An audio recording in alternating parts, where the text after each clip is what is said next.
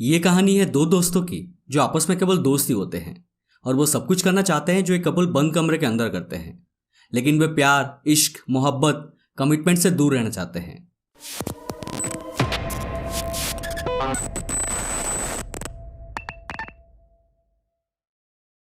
इस मूवी का नाम है फ्रेंड्स विद बेनिफिट्स। तो कहानी शुरू होती है इस मूवी के लीड कैरेक्टर को दिखाते हुए, जिसका नाम है डीलन।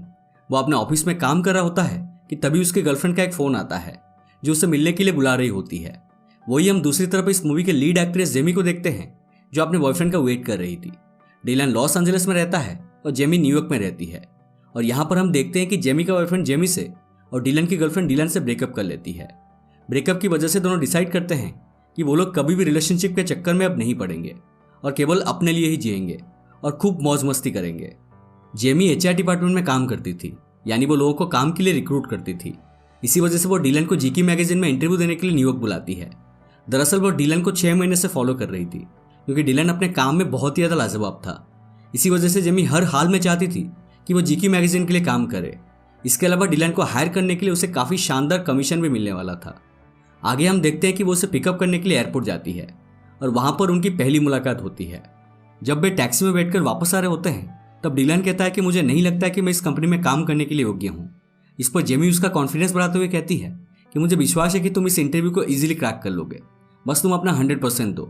उसके बहुत समझाने पर डीलन मान जाता है और इंटरव्यू देने के बाद उसको जॉब भी मिल जाती है।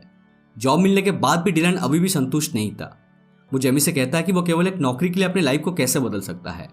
दरअसल उसे न्यूयॉर्क शहर कुछ रास नहीं आ रहा था। इस पर जेमी उसे असली न्यूयॉर्क शहर घुमाने के लिए ले जाती है और उसे न्यूयॉर्क की सभी खूबसूरत जगहों पर घुमाती है।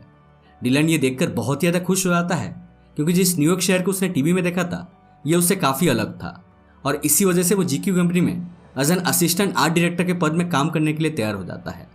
अगले दिन जेमी उसके ऑफिस में आती है और उसे कॉन्ट्रैक्ट पेपर पर साइन करवाती है और कहती है कि वो साल भर से पहले अपने जॉब को ना छोड़े, क्योंकि अगर वो ऐसा करेगा तो जेमी को उसे रिक्रूट करने के बदले जो बोनस मिलने वाला है वो नहीं मिलेगा।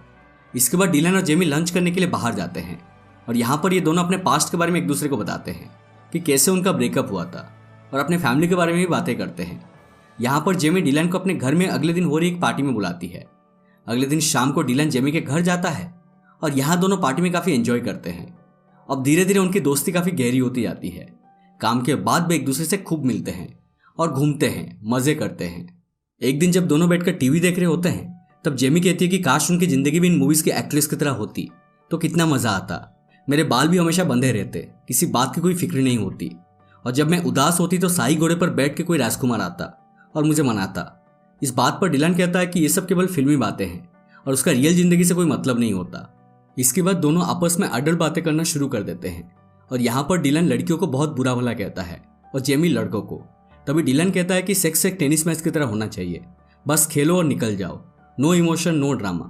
तभी डीलन के ठरकी दिमाग में एक आइडिया आता है और वो जेमी को उसके साथ एक टेनिस मैच खेलने के लिए कहता है। ये तो आप समझ ही गए होंगे कि यहाँ पर कौन सी टेनिस मैच की बात हो रही है।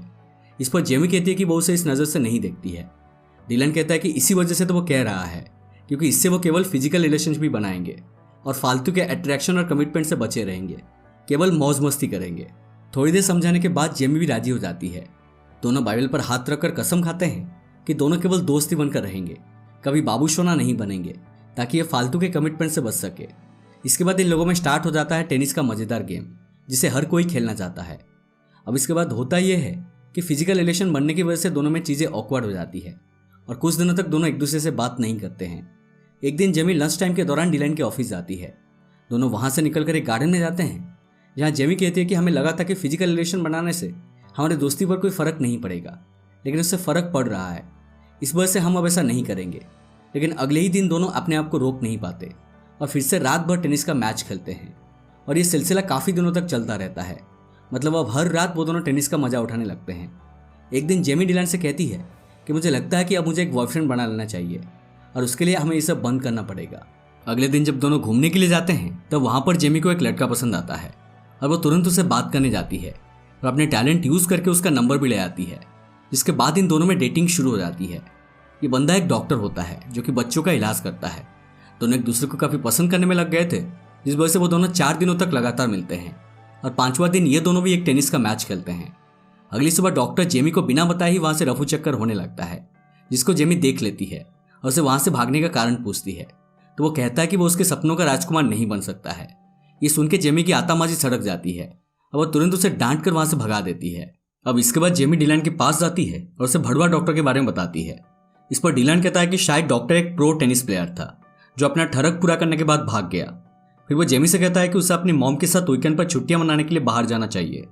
जाने से पहले वो जेमी को एक पेंटिंग गिफ्ट करता है जिसे पाकर वो बहुत ही खुश होती है।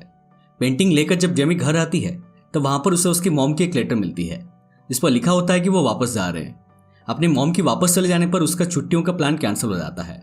इसके बाद जेमी डिलन को कॉल करती है और डिलन उसे उसके साथ अपने घर लॉस एंजलिस चलने के लिए कहता है क्योंकि वो वीकेंड पर घर जा रहा होता है। पहले तो जेमी थोड़ी हेजिटेट करती है पर डिलन के फोर्स करने पर मान जाती है और दोनों लॉस एंजलिस डिलन के घर पहुंचते हैं। वहां पहुंचने पर डिलन की सिस्टर और उसके पापा डिलन के साथ जेमी को देखकर बहुत ही ज्यादा खुश हो जाते हैं। और यहाँ पर हमें पता चलता है कि डिलन के पापा को अल्जाइमर की प्रॉब्लम थी, यानी भूलने की बीमारी, और उनका तलाक भी 10 साल पहले ही हो चुका था। डिलन का घर एकदम बीच के नज़दीक एक खूबसूरत जगह पर थी और वहाँ डिलन और जेमी काफ़ी एंजॉय करते हैं। आगे हम देखते हैं कि जेमी और डिलन के सिस्टर आपस में बातें कर रहे होते हैं जहाँ वो जेमी को डिलन की बचपन की फोटोज दिखाती है।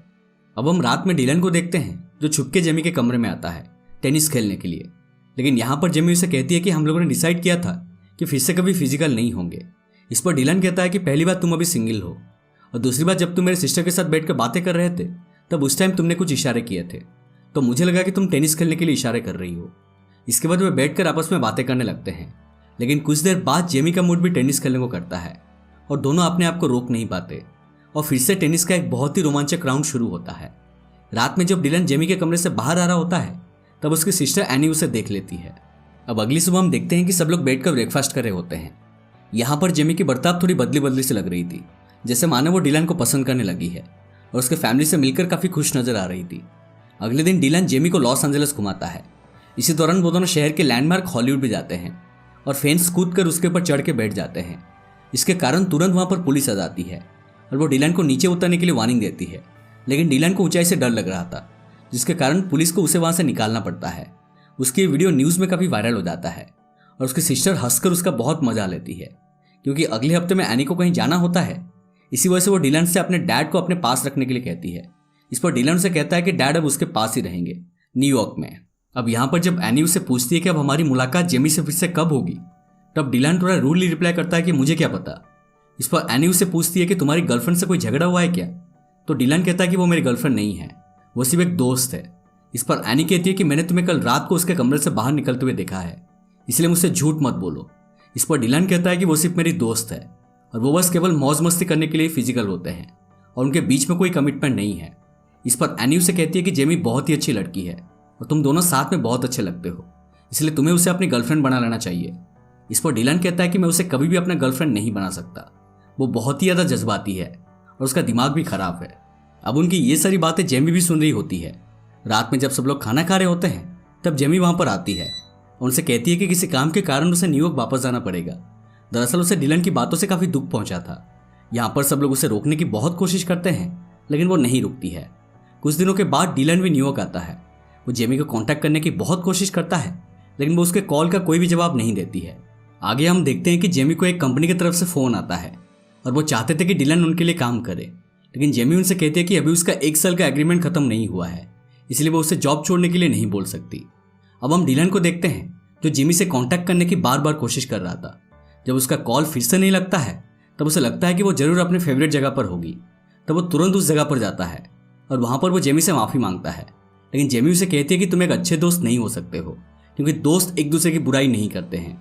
यहाँ पर दोनों की बहस होती है। इसके बाद दोनों अलग हो जाते हैं। कुछ दिनों के बाद जेमी के पास एक फ़ोन आता है जिसमें यह बताया जाता है कि वो कंपनी वाले जो डिलन को उसके थ्रू हायर करना चाहते थे उन्होंने डायरेक्ट डिलन से ही काम करने के लिए कांटेक्ट कर लिया है, इसलिए मजबूरन जेमी को उससे मिलने के लिए जाना पड़ता है ताकि वो उसे उस कंपनी में जाने से रोक सके। इसके बाद वो डिलन से मिलती है, उसे काम ना छोड़ने के लिए कहती है और कहती है कि अगर उसने काम छोड़ दिया तो उसे उसका बोनस नहीं मिलेगा। इस पर डिलन उसे कहता है कि उसे यहाँ काम और नहीं करना है और उसका बोनस का पैसा वो खुद दे देगा। और यहाँ पर फिर से उनके बीच बहस हो जाती है। वहाँ से जाते समय जेमी कहती है कि मुझे तुम्हारे बोनस की कोई ज़रूरत नहीं है। अब आगे हम देखते हैं कि जेमी की माँ जेमी को समझाने की कोशिश कर रही थी कि जो गलती उन्होंने की है वो गलती वो ना करे। वो कहती है कि मेरी ज़िंदगी में बहुत से लड़के आए लेकिन तुम्हारे डैड उन सब में मेरे लिए परफेक्ट थे। लेकिन मैंने ये बात समझने में देरी कर दिया। लेकिन तुम ये गलती मत करना, नहीं तो तुम भी मेरे जैसे अकेली रह जाओगी। अगले दिन डिलन अपने डैड को एयरपोर्ट पिकअप करने जाता है, जो उसके पास कुछ दिनों के लिए रहने आ रहे थे। यहाँ पर उसके डैड उसे बताते हैं कि जब मैं नेवी में था तो मेरी ज़िंदगी में एक लड़की आई थी जो मुझसे बहुत प्यार करती थी, लेकिन मैं इस बात को कभी समझ ही नहीं पाया और शायद मेरे ईगो ने मुझे ये बात को समझने ही नहीं दिया। लेकिन जब समझ में आई तब तक बहुत देर हो चुकी थी। काश मैं तुम्हारी उम्र में ही अपने प्यार को समझ पाता। मैं उसे कभी भूल नहीं पाया और शायद इसी वजह से तुम्हारी माँ भी मुझे छोड़कर चली गई। अब ये सुनकर डिलन को जेमी की याद आती है, जो उससे बेहद प्यार करती थी, लेकिन उसने अपनी ईगो की वजह से सब बिगाड़ दिया था। यहाँ पर उसके डैड कहते हैं कि अगर तुम्हें लगता है कि इस रिश्ते में थोड़ी सी भी गुंजाइश है तो इस रिश्ते को बचा लो, इसे टूटने मत दो। इसके बाद डिलन अपने डैड को घर छोड़कर अपने काम के लिए निकल जाता है। अब हम जेमी को देखते हैं, जो अपने मॉम से बात कर रही थी, क्योंकि उसकी मॉम उसे एक जगह मिलने बुलाई थी। यहाँ पर जब जेमी अपने मॉम से पूछती है कि वो कहाँ पर है, तब उसकी मॉम कहती है कि वो टाई पहने हुए एक लड़के के पास खड़ी है। इस पर जेमी कहते हैं कि यहाँ पर तो बहुत से लोग टाई पहन रखी है। तभी वहाँ पर फ्लैश मॉब डांस स्टार्ट हो जाता है। तब उसकी मॉम कहती है कि वो सामने वाले सीढ़ी पर खड़ी है। जब जेमी उधर देखती है तो उसे वहाँ पर डिलन खड़ा मिलता है। दरअसल जेमी की मॉम जेमी को डिलन से मिलाने के लिए डिलन का साथ दे रही थी।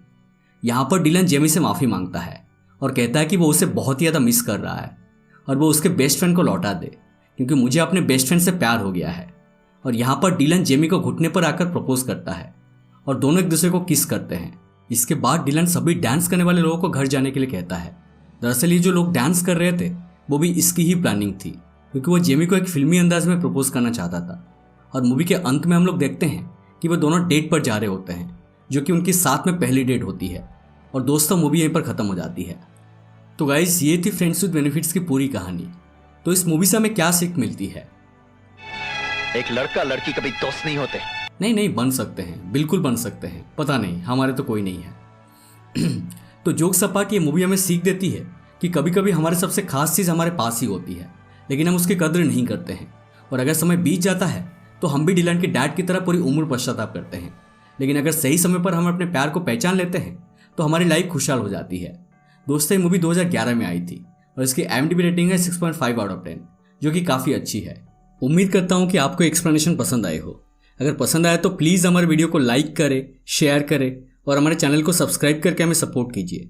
और साइड वाला बेल आइकन को भी दबा दीजिए, क्योंकि हम ऐसे ही इंटरेस्टिंग एक्सप्लेनेशंस लाते रहते हैं। मिलते हैं अगले वीडियो में, तब तक stay safe and take care.